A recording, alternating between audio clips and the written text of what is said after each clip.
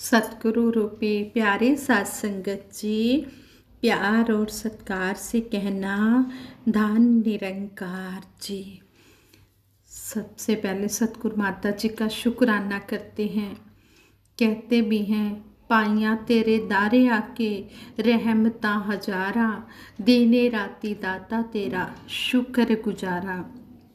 साथ संगत जी, ये गीत नहीं है, ये ब्रह्म विचार है। इन पंक्तियों द्वारा हमें यही समझाया गया है कि हमने सतगुरु के दर पर आकर ही रहमतें प्राप्त की हैं। हम हर पल सतगुरु का शुक्राना करें, हर श्वास में शुक्राना ही करते चले जाएं। और कहते हैं, हर श्वास में हो सिमरन तेरा, यूं बीत जाए जीवन मेरा। सच्चे पातशाह के चरणों में यही अरदास करते हैं कि हे दातार सच्चे पातशाह, आप जी का एहसास हम कभी ना भूलें। हर समय हम सिमरन में अपनी लीव लगा कर रखें। और कहते हैं, सतगुरु भाव का भूखा होता है। अगर भाव का भूखा ना होता तो दुर्योधन का मेवा ना त्यागना पड़ता। दुर्योधन का मेवा त्यागे, साग विदुर के घर का खायो। कहते हैं कि विदुर के घर का भगवान जी ने साग खाया और दुर्योधन का मेवा त्याग दिया, क्योंकि दुर्योधन के मेवे में भाव नहीं था, दुर्योधन के मन में भाव नहीं था और विदुर के मन में श्रद्धा भाव था। तो उसके श्रद्धा भाव से बनाया हुआ साग सतगुरु निरंकार ने प्रवान किया और उसका साग खाया। इसी तरह सतगुरु बाबा जी भी हमें हर समय यही प्यार देते रहे। और जहाँ पर उन्होंने श्रद्धा भावना देखी, चाहे वो धन दौलत से गरीब है, चाहे वो अमीर है, लेकिन श्रद्धा भावना देखी तो सतगुरु ने उसकी श्रद्धा भावना से, उसके भाव से उसको प्रवान किया, उसको दर्शन दिए, उसकी भक्ति को और मजबूत किया।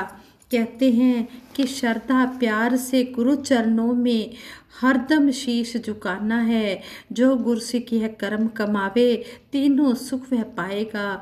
शहंशाह जी ने हमें इन लाइनों द्वारा, इस शब्द द्वारा हमें समझा दिया है कि जो श्रद्धा प्यार से सतगुरु के चरणों में शीश झुका देता है, चाहे वो राजा है, चाहे रंक है, चाहे जैसा भी है, सतगुरु उसकी भावना देखकर उसको अपने चरणों में लगा लेता है और सेवा सिमरन सत्संग से जोड़ देता है। इसी तरह एक बार गुरु पूजा दिवस के अवसर पर, गुरु पूजा दिवस 23 फरवरी को सतगुरु बाबा हरदेव सिंह जी महाराज के जन्म दिवस पर मनाया जाता है। गुरु पूजा दिवस के अवसर पर आदरणीय पूजनीय महात्मा खेमराज चड्ढा जी ने संगत में अनाउंस किया कि सभी महात्मा अपनी श्रद्धा के अनुसार दूध से आटा गूंथकर फुलके बनाकर लाएं।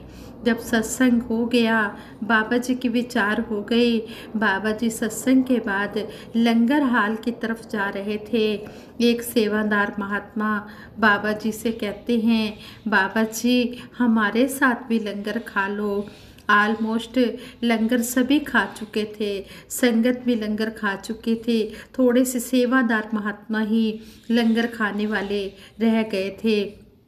बाबा जी ने महात्मा जगत जी और महात्मा दिलबाग जी और भी जो महात्मा थे, बाबा जी ने सभी को कहा, चलो यही लंगर हाल में चलते हैं और इन महापुरुषों के साथ खाना खा लेते हैं।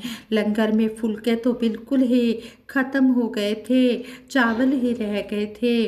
सेवादार महात्मा जो लंगर बांट रहे थे वो सोचने लगे, फुलके तो ख़त्म हो गए हैं, अब बाबा जी को क्या खिलाएंगे।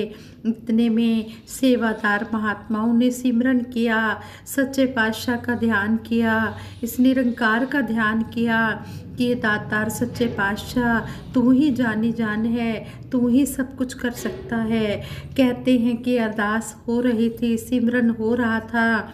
इतने में सेवादार महात्माओं ने देखा एक बहन तेजी से भागती हुई आ रही है और कह रही है, मैं बहुत लेट हो गई हूँ, मुझे माफ़ कर दो, ये मैंने फुलके बड़ी श्रद्धा भाव से बनाए हैं, मेरे ये फुलके परवान कर लो। महात्मा हैरान हो गए यह चमत्कार देखकर। वह हैरान हो गए कि सच्चे पातशाह तू जानी जान है, तू हर एक की लाज रखता है। उन्होंने उस बहन से फुलके लिए और बाबा जी और सभी महापुरुषों को वो लंगर खिलाने लगे। जो बाबा जी के साथ महापुरुष थे सभी को लंगर खिलाने लगे। इतने में एक महात्मा उस बहन को कहते हैं बाबा जी को लंगर खिलाना है। वह बहन मन में कहती है यहाँ पर आदेश तो हुआ था कि दूध से गूँथे हुए आटे से फुलके बनाकर लाने हैं, लेकिन ये तो वक़्त के स्वामी सतगुरु बाबा जी ये फुलके खाएंगे तो ये तो अंतर्यामी है, घट घट वासी है। मैं तो पानी से गूँथ कर फुलके बनाकर लाई हूँ, अब क्या होगा। मेरे पास माया नहीं थी दूध खरीद कर ला सकती, और मेरे पास माया नहीं थी, और अगर मुझे मालूम होता कि सतगुरु बाबा जी ने फुलके प्रवान करने हैं तो मैं कहीं से भी उधार माया मांग करके मैं दूध का इंतज़ाम कर लेती और उस दूध से आटा गूँथ कर मैं फुलके बना कर लाती। जब लंगर बाबूजी ने खा लिया तो वो बहन वहीं पर ही बैठी रही कि सतगुरु सच्चे पातशाह से माफ़ी मांग कर ही जाऊंगी कि मुझसे गलती हो गई है, मुझे नहीं पता था सच्चे पातशाह आप जी ने फुलके प्रवान करने हैं। तो वो बहन बैठी रही। जब बाबा जी लंगर खा चुके और चलने लगे तो वो बहन बाबा जी के चरणों में गिर गई और माफ़ी मांगने लगी और रोने लगी, कहने लगी बाबा जी मुझे तो सेवा करनी नहीं आती है, मैं तो यहाँ पर तो आदेश यही हुआ था कि दूध से आटा गूंथ कर फुलके बना कर लाने हैं, लेकिन सच्चे पातशाह मेरे पास माया नहीं थी। ये तो अंतर्यामी घट वासी ये तो सब कुछ जानता है। कहने लगे कि सच्चे पातशाह मैं तो पानी से गूंथ कर फुलके लाई थी। आगे से सतगुरु बाबा हरदेव सिंह जी महाराज ने कहा उस बहन को, कहने लगे नहीं आपके बनाए हुए फुलके बहुत अच्छे लगे, इसमें से तो दूध की खुशबू आ रही थी। हमारे सतगुरु बाबा हरदेव सिंह जी महाराज सबको नवाजते रहे, जो भी शरण आया तिस कंठ लगाया। अंतर्यामी घट वासी ये भाव का भूखा है, भाव से ये अपने चरणों में प्रवान कर लेता है। अगर ये सतगुरु भाव का भूखा ना होता तो गरीब लोग तो इसको पाने के लिए तरसते रह जाते और अमीर लोग भगवान को अपनी तिजोरी में बंद कर लेते। ये सच्चा पातशाह ये तो चाहे कोई महल में रह रहा है चाहे कोई झोपड़ी में रह रहा है, जो श्रद्धा भाव से इसको याद करता है ये उसके पास उसको आशीर्वाद देने के लिए चला जाता है। ऐसे ही एक बार एक बुजुर्ग माता सतगुरु बाबा जी को याद करती और कहती कभी सच्चे पातशाह मेरी झोपड़ी में भी आप चरण डालोगे। तो ये जानी जान अंतर्यामी घटघटवासी क्या नहीं जानता, ये सब कुछ जानता है। एक बार सतगुरु बाबा जी प्रचार करने के लिए जा रहे थे तो उस बुजुर्ग माता का घर भी उसी साइड ही पड़ता था। तो बाबा जी ने कुछ जो महात्मा बाबा जी के साथ थे उनको कहा कि ये गाड़ियाँ जो हैं इस साइड मोड़ दो। तो वो हैरान रह गए जो बाबा जी के साथ महापुरुष थे कि बाबा जी का इधर का तो कोई प्रोग्राम ही नहीं है, ये सच्चे पातशाह इधर गाड़ियाँ मुड़वाने के लिए पता नहीं क्यों कह रहे हैं। उनके मन में थोड़ा ये शंका हुई कि पता नहीं इधर तो कोई प्रोग्राम नहीं था, लेकिन कहने लगे जानी जान घटघटवासी जो भी आदेश दे रहे हैं इसी में रहमतें छुपी हैं। तो उन्होंने गाड़ियाँ उस कच्चे रास्ते की तरफ मोड़ ली और देखा कि उस बुजुर्ग माता को मन में श्रद्धा थी, लगन थी कि सतगुरु बाबा जी यहाँ से जाएंगे और मेरे घर में ज़रूर चरण डालेंगे। उस बहन ने रोड से लेकर अपने घर तक चादरें बिछा रखी थी।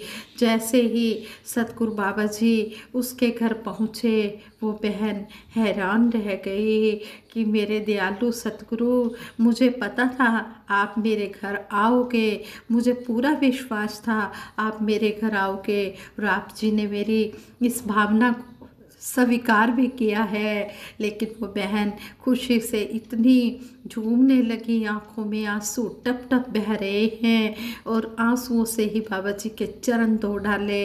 और बाबा जी कह रहे हैं, ये चारपाई तो बिछा दो, मैं बैठ तो जाऊं। वो बहन इतनी मस्त हो गई कि चारपाई भी बिछाना भूल गई।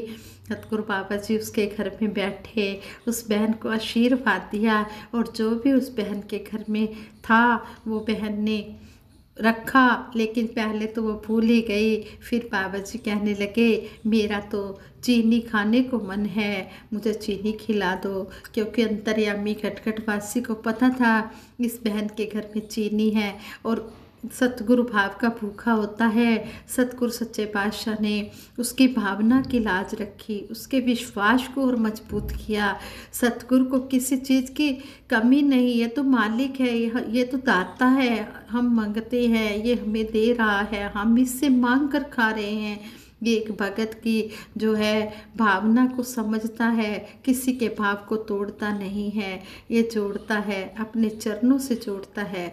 इस तरह सच्चे पातशाह ने उस बहन को कहा कि मुझे चीनी दे दो। वो बहन इतनी खुश हुई। सच्चे पातशाह ने वो चीनी का भोग लगाया, चारपाई पर बैठे, नमस्कार हुई और उस बहन को आशीर्वाद दिए। उस बहन का दिल और भी मजबूत हो गया और वो कहने लगे कि गुरु दर्शन दा फल है वड्डा, मन नू पक बढ़ाता है। गुरु चरना ते तूड़ी पाके मन मैला धुल जाता है। वो बहन कहती है कि गुरु के दर्शनों से मेरा मन और पवित्र हो गया है। मेरा मैला जो मन था वो मेरा सतगुरु ने धो दिया है। मेरे मन में यही था, सच्चे पातशाह मेरे घर जरूर आएंगे। कहने लगी, मुझे विश्वास था, आज मेरे मन को सतगुरु ने स्वच्छ करके दिखा दिया है। अंदरों होर ना हुआ ते बारों होर ना हुआ, अंदरों बारों इको होइए तां रब प्रवान करे।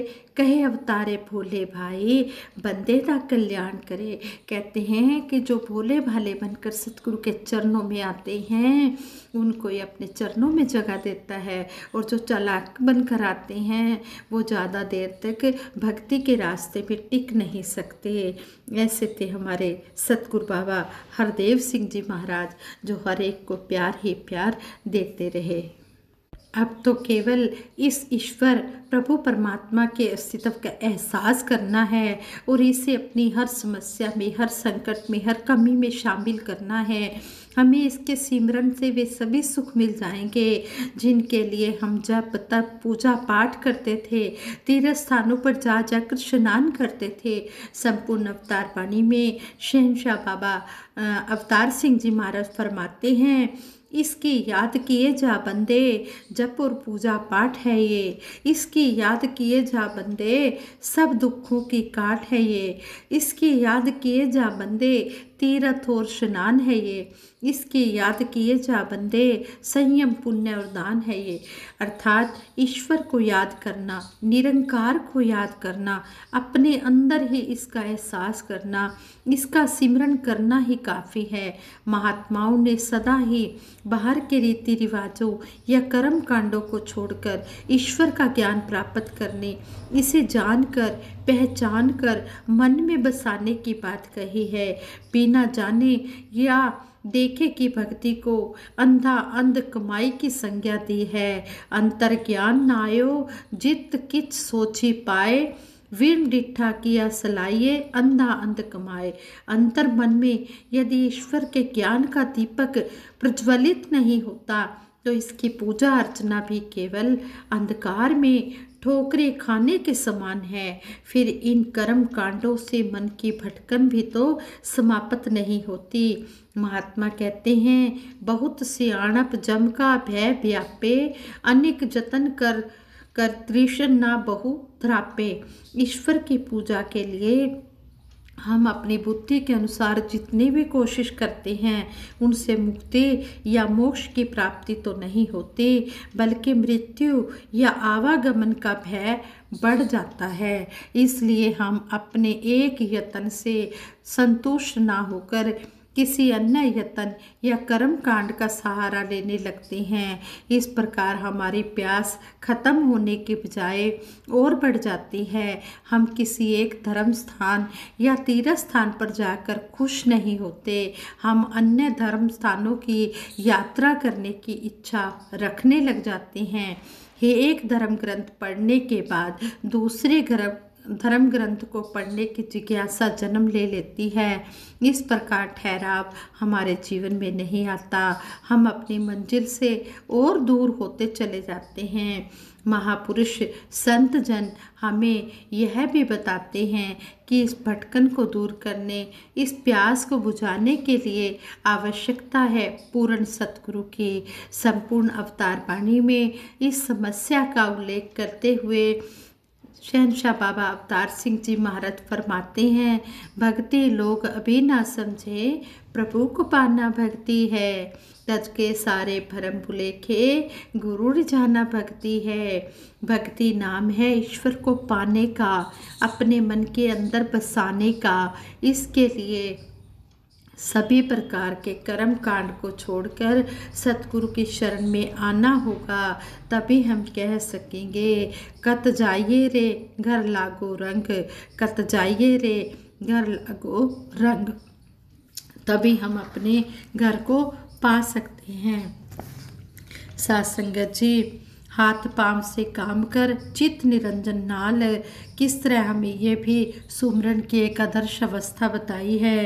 राजा जनक जी ने राजकाज करते हुए सिमरन किया और उनके लिए एक घड़ी के सिमरन से पापी तरह अनेक वाली उक्ति भी फेमस हुई। ध्यान से देखें तो पाएंगे कि हमारे जीवन में जिस प्रकार अन्न और जल की कमी के कारण भूख प्यास नहीं मिटती, उसी प्रकार सिमरन की कमी में भक्ति का वास्तविक आनंद भी नहीं आता। महात्मा रूपलाल जी ज्ञान प्राप्ति से पहले सुबह 4 बजे उठकर सिमरन किया करते थे। ज्ञान होने के बाद भी शहंशाह बाबा अवतार सिंह जी महाराज से आज्ञा लेकर उन्होंने यह क्रम जारी रखा और हर स्थिति में शांत रस में डूबे रहने वाली अवस्था प्राप्त की। उन्होंने सुबह की अमृत बेला का लाभ इस निरंकार दातार के एहसास से युक्त होने के लिए किया। यह सच्चाई है कि सतगुरु ने हमें सिमरन के लिए स्थान, समय, अवस्था, स्नान आदि का बंधन नहीं रखा। फिर भी महात्मा रूपलाल जी ने इस बात को अपने सुबह के आनंद को गवाया नहीं, बल्कि उसे और मजबूती प्रदान की।